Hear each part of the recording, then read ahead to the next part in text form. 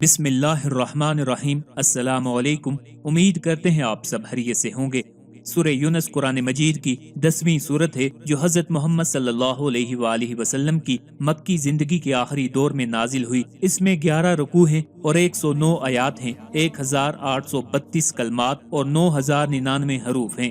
میں نے آپ کی خدمت میں عرض کیا تھا کہ قرآن مجید کی 114 صورتوں میں سے ہر ایک صورت کے نام کی ایک خاص وجہ ہے۔ اسے عربی زبان میں وجہ تسمیہ کہتے ہیں کہ صورت کا نام رکھنے کی وجہ یہ ہے۔ اس سورہ کو سورہ یونس اس لیے کہتے ہیں کہ اس مکمل صورت میں اللہ تعالیٰ نے حضرت یونس علیہ السلام کی قوم کا تذکرہ فرمایا ہے اور یونس علیہ السلام کا نام لے کر ذکر فرمایا ہے۔ فرمایا کیا کوئی ایسی بستی ہے کہ بر وقت ایمان لائی ہو اور اس کا ایمان اس کے لیے سود مند ثابت ہوا ہو سوائے قوم یونس کے۔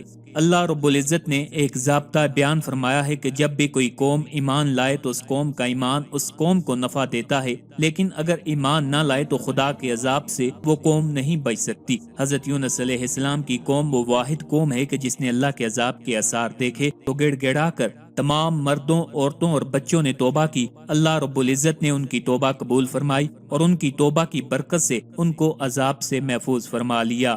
یونس علیہ السلام کو اللہ تعالیٰ نے شہر نینوا کے باشندوں کی ہدایت کے لیے رسول بنا کر بھیجا تھا۔ نینوا یہ موصل کے علاقہ کا ایک بہت بڑا شہر تھا۔ یہاں کے لوگ بت پرستی کرتے تھے اور کفر و شرک میں مبتلا تھے۔ یونس علیہ السلام نے ان لوگوں کو ایمان لانے اور بت پرستی چھوڑنے کا حکم دیا، مگر ان لوگوں نے اپنی سرکشی کی وجہ سے اللہ عز و جل کے رسول کو جھٹلا دیا اور ایمان لانے سے انکار کر دیا۔ یونس علیہ السلام نے انہیں خبر دی کہ تم لوگوں پر عنقریب عذاب آنے والا ہے۔ یہ سن کر شہر کے لوگوں نے آپس میں یہ مشورہ کیا کہ یونس نے کبھی کوئی جھوٹی بات نہیں کہی، اس لیے یہ دیکھو کہ اگر وہ رات کو اس شہر میں رہیں تو سمجھ لو کہ کوئی خطرہ نہیں ہے، اور اگر انہوں نے اس شہر میں رات نہ گزاری تو یقین کر لینا کہ ضرور عذاب آئے گا۔ رات کو لوگوں نے یہ دیکھا کہ یونس علیہ السلام شہر سے باہر تشریف لے گئے اور واقع صبح ہوتے ہی عذاب کے آثار نظر آنے لگے کہ چاروں طرف سے کالی بدلیاں نمودار ہوئیں اور ہر طرف سے دھواں اٹھ کر شہر پر چھا گیا۔ یہ منظر دیکھ کر شہر کے باشندوں کو یقین ہو گیا کہ عذاب آنے والا ہے، تو لوگوں کو یونس علیہ السلام کی تلاش اور جستجو ہوئی، مگر وہ دور دور تک کہیں نظر نہیں آئے۔ اب شہر والوں کو اور زیادہ خطرہ اور اندیشہ ہو گیا،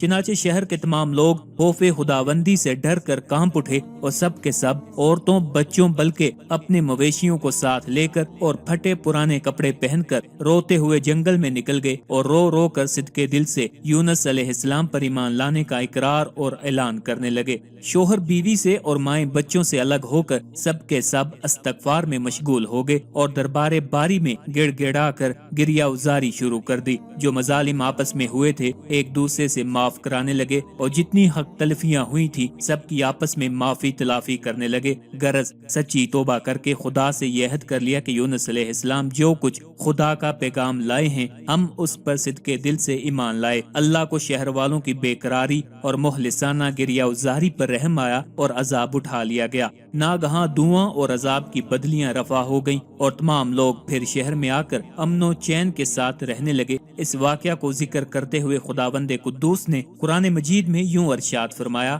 چنانچہ کوئی بستی ایمان نہ لائی کہ ایمان لانا اس کو نافع ہوتا سوائے یونس علیہ السلام کی قوم کے۔ جب وہ ایمان لے آئے تو ہم نے رسوائی کے عذاب کو دنیاوی زندگی میں ان پر سے ٹال دیا اور ان کو ایک وقت خاص تک کے لیے زندگی سے فائدہ اٹھانے کا موقع دیا۔ حضرت یونس علیہ السلام کا قرآن مجید میں 6 صورتوں میں ذکر کیا گیا ہے۔ سورہ نساء، سورہ انعام، سورہ یونس، سورہ صافات، سورہ انبیاء اور سورہ قلم۔ ان میں سے 4 پہلی صورتوں میں نام مذکور ہے اور 2 آخر کی صورتوں میں ذوالنون اور صاحب الحوت یعنی مچھلی والا کہہ کر صفت کا اظہار کیا گیا ہے۔ یہ بھی واضح رہے کہ سورہ نساء اور سورہ انعام میں انبیاء علیہ السلام کی فہرست میں فقط نام مذکور ہے اور باقی صورتوں میں واقعات پر مختصر روشنی ڈالی گئی ہے اور حضرت یونس علیہ السلام کی حیات طیبہ کے صرف اسی پہلو کو نمایاں کیا گیا ہے جو ان کی پیغمبرانہ زندگی سے وابستہ ہے اور جس میں رشد و ہدایت کے مختلف گوشے دعوت بصیرت دیتے ہیں۔ حضرت یونس علیہ السلام کا مکمل واقعہ اپنی آنے والی ویڈیوز میں آپ کے ساتھ شیئر کریں گے۔